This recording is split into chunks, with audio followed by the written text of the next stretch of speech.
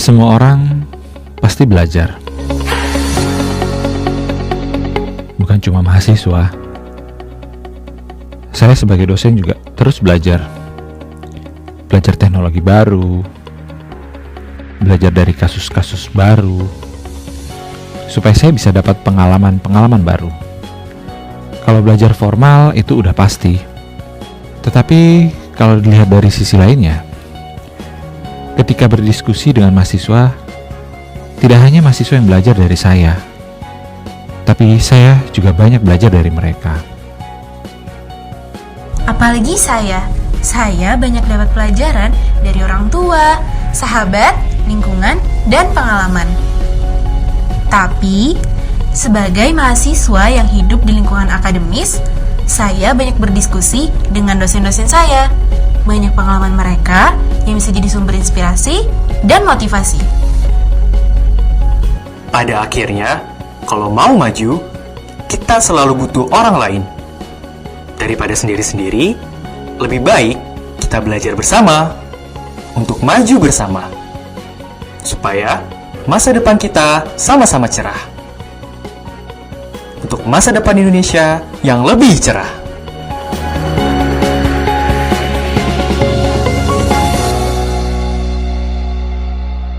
Sahabat Mustopo, kita masih berbincang-bincang dengan Mas Mirza tentang geopolitik dan juga di Indonesia ya. Mas Mirza, kita tadi bahas tentang ASEAN juga ya. Kira-kira ancaman apa saja yang bisa datang dari geopolitik yang fluktuatif ini ya, yang membara ini kepada Indonesia? Jadi kita juga harus melihat atau mendefinisikan ancaman itu sendiri ya Mas. Jadi ancaman itu hari ini juga bukan hanya ancaman tradisional. Kalau yang tadi kita jabarkan itu kan adanya kompetisi antara dua negara besar gitu ya. Itu kan ancaman tradisional, yang mana ancamannya itu berbentuk the worst-nya itu adalah invasi military forces gitu ya. Nah, tapi juga hari ini kan berbicara ancaman itu ataupun diskurs tentang keamanan itu kan meluas. Ada keamanan non tradisional juga gitu ya. Nah, ini juga menjadi ancaman bagi ASEAN juga gitu ya. Salah satunya misalkan tentang haze gitu, tentang asap yang dulu yang nggak kenal batas kan, memang asap itu nggak kenal batas, terjadinya di Indonesia, tapi itu bisa sampai ke Singapura, bisa sampai ke Malaysia misalkan. Nah, hal-hal seperti itu juga penting untuk kita kita lihat sebagai sebuah ancaman gitu ya. Atau misalkan ya masih ada juga piracy misalkan ya. Di daerah-daerah ASEAN itu juga keamanan non tradisional gitu. Natuna ya? Ya, atau drug dealers dan lain sebagainya. Nah, itu juga menjadi ancaman-ancaman yang perlu juga dijadikan perhatian buat ASEAN gitu ya. Nah, tapi memang ancaman yang cukup besarnya kalau berbicara ancaman tradisional ini yang ditakutkan adalah adanya military forces ini ya, adalah satu tentang dua kompetisi negara besar ini yang mana tadi Amerika Serikat sudah mau berfokus kepada Indo-Pasifik, walaupun hari ini belum betul-betul maksimal karena memikirkan yang di Ukraine, yang di barat ini gitu. Dan Israel juga. Ya, dan juga di Timur Tengah yang di Israel ini. Nah, once itu selesai mungkin dia akan betul-betul maksimal di sini gitu. Perhatiannya akan berfokus kepada Asia gitu, Asia Pasifik. Dampak apa terhadap Indonesia? Nah, ini yang kita takutkan kan itu sebenarnya. Makanya kita harus siap-siap untuk bisa merajut kerjasama dengan berbagai pihak, dengan berbagai aktor yang ada di Asia Pasifik ini gitu ya. Jangan kita masuk ke dalam kontestasi dua negara besar ini, tapi kita coba gimana caranya agar kita bisa menciptakan stabilitas di regional ini gitu ya. Karena kalau once itu terjadi ya khawatirnya ancamannya dari utara apa dari selatan kalau di Indonesia? Ya kemungkinan kan Laut Cina Selatan ini menjadi salah satu trigger yang cukup. Bukan Australia bukan ancamannya? Australia sejauh ini sih enggak ya kalau saya lihat ya. Mungkin ada beberapa ya, cuman kemungkinan besar yang betul-betul berbicaranya itu kan ancaman terhadap teritori kita gitu ya. kedaulatan wilayah kita ya Laut Cina Selatan, dan ini aktor-aktornya juga kalau tadi kita berbicaranya ASEAN ya negara-negara ASEAN pun terkena itu gitu ya, Laut Cina Selatan udah, dan ini juga perlu difikirkan oleh ASEAN karena sudah pernah coba untuk membuat Declaration of Conduct DOC gitu tahun 2002 atau 2003, saya agak lupa tahunnya. Terus sampai saat ini Code of Conduct yang coba disusun itu nggak pernah terjadi gitu. Belum selesai gitu. Nah, belum ada turunannya. Ya, belum bisa disepakati gitu. Ya, Code of Conduct-nya gitu.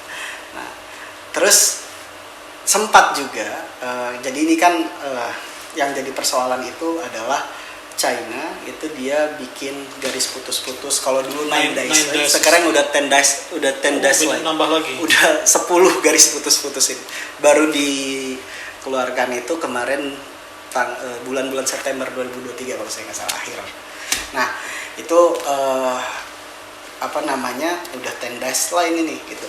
Dan mereka itu kan berangkatnya dari klaim historis. Itu dulu itu nelayan saya itu sampai ke sana tuh. Di Twitter itu ada analisa Lemhanas ya, yang mengatakan 2030 China itu akan menginvasi LCS itu. Menurut Anda gimana itu? Nah, itu Laut Natuna Utara itu. Makanya itu yang dikhawatirkan tadi, makanya peran kalau bisa Code of Conduct ini ya dipercepat lah agar ya udah ada kesepahaman ini antara aktor-aktor yang berkaitan terkait di dalam Laut Cina Selatan ini gitu ya. Dan sebenarnya tahun 2016 itu Permanent Court of Arbitration itu sudah secara legal menyatakan ya China ini nggak boleh menguasai, salah satunya waktu itu memang Filipina yang mengajukan di Permanent Court of Arbitration dan China kalah. Cuman yang jadi persoalan lagi-lagi ketika itu ada pergantian presiden kalau saya nggak salah itu ke Duterte. Nah, Duterte itu kemarin terlalu fokus dengan begitu, tidak menggunakan itu, tapi tidak menggunakan Permanent Court of Arbitration ini gitu ya sebagai sikap politiknya melihat Tiongkok. Nah, Duterte ini malah agak kurang mesra waktu itu sama Amerika juga. Padahal Filipina ini kan kalau tadi secara sejarah gitu ya, itu kan dia memang aliansinya Amerika Serikat. Nah, cuman Duterte ini agak banyak ya berkomunikasi dengan Tiongkok kemarin itu. Nah, jadi kalau saya lihat ini juga perlu ada political will gitu ya dari negara-negara yang sebutkan itu ya. Kalau Indonesia kan ketika itu sudah mengirimkan nota ya diplomatik gitu ya. Bahasanya ya ini dan apa yang dilakukan oleh Tiongkok ya melanggar UNCLOS gitu ya. Dan sebenarnya ini yang menarik juga Mas. Tiongkok itu sebenarnya meratifikasi UNCLOS. Amerika Serikat tidak meratifikasi UNCLOS. Tapi Amerika Serikat ini di pandangan-pandangan internasionalnya meminta Tiongkok itu harus mengikuti UNCLOS gitu. Dan sedangkan Tiongkok yang meratifikasi UNCLOS dengan klaim historisnya itu sudah tidak mengikuti UNCLOS gitu. Nah, jadi Amerika Serikat itu seolah-olah bilang gini, kamu mau mengikuti orang yang tim, misalkan kita lihat sepak bola gitu ya, tim yang bertanding dia nggak menandatangan peraturan tapi mengikuti peraturan, atau tim yang bertanding dia menandatangani peraturan tapi dia curang. Jadi seolah-olah kita Amerika Serikat menggiring ininya. Kita sudah di ujung acara ini. Mungkin ada statement closing yang ingin disampaikan dari konklusi ya dari diskusi kita. Oke. Terima kasih Mas. Jadi kalau saya melihatnya bahwa ya politik luar negeri kita ini, politik bebas aktif ini masih sangat relevan, dan ini bukanlah sikap yang netral. Ini adalah sebuah sikap di mana kita Indonesia itu perlu secara aktif untuk menciptakan perdamaian dunia dan tidak boleh terdikte oleh kekuatan besar manapun. Nah, memang yang terpenting itu adalah hari ini Indonesia perlu membangun kekuatan dengan berbagai aktor yang ada di regional ini untuk menciptakan stabilitas, dan itu memang tidak mudah gitu. Apalagi di tengah kompetisi dua negara besar ini, kemudian juga memang tadi kita punya konflik secara langsung juga di Laut Cina Selatan tadi gitu ya. Ini tidak mudah, tapi kalau kita lihat secara historis ini bisa kita lakukan gitu. Jadi kalau saya pribadi, politik luar negeri bebas aktif ini masih sangat relevan dan harus kita implementasikan dengan baik di tengah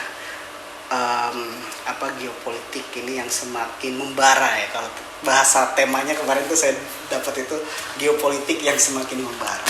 Itu mungkin dari saya, Mas. Baik, terima kasih banyak Mas Fajar. Terima kasih. Demikian sahabat Mustopo, diskusi kita pada kesempatan kali ini.